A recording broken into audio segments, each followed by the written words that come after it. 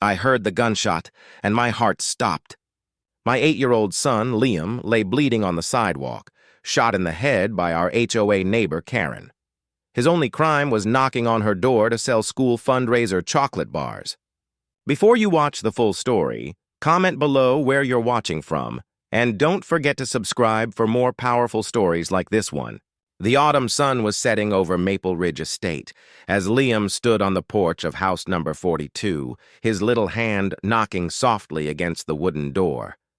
He couldn't hear the faint barking from inside because he was born with partial hearing loss, but he smiled proudly, holding his chocolate box and wearing his school badge over his hoodie. Inside, Karen heard the knock for the third time in 5 minutes, and already irritated from her HOA call, stormed to the door.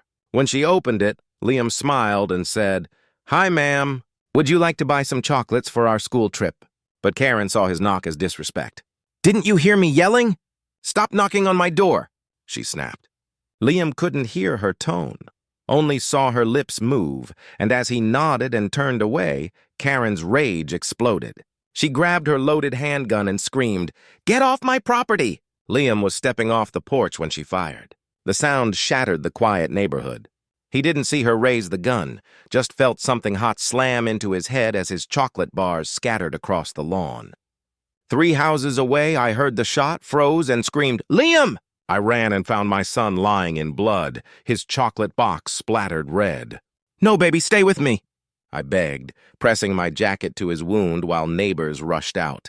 A retired Marine, Michael Torres, disarmed Karen as she shouted, "He wouldn't leave!" The ambulance came and paramedics worked frantically. "He's stable but needs surgery now," one said as we raced to County General.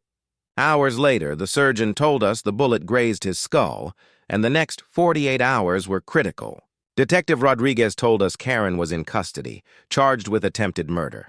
News spread fast. The story of the HOA woman who shot an 8-year-old boy for knocking on her door. Hashtags like Justice for Liam trended as the nation watched. Months later, in court, the prosecutor said, this woman valued her peace more than a child's life. I testified through tears, and Liam, using sign language, said, "I'm scared. I have bad dreams. I don't like going outside anymore." Karen claimed it was an accident, but evidence showed she aimed and fired deliberately. The verdict came back guilty on all counts, and justice was served. Liam's recovery was long, therapy, seizures, nightmares, but he was determined. One day he said, "Mom, I want to sell chocolates again." At the first house, his hand shook before he knocked, but a kind old lady smiled and said, "My grandson's hearing impaired too. You're a brave young man." That day he sold 82 bars and smiled for the first time since that awful day. Months later, Liam stood at his school assembly signing, "When I was 8, someone shot me because I knocked on their door. But I'm not scared anymore."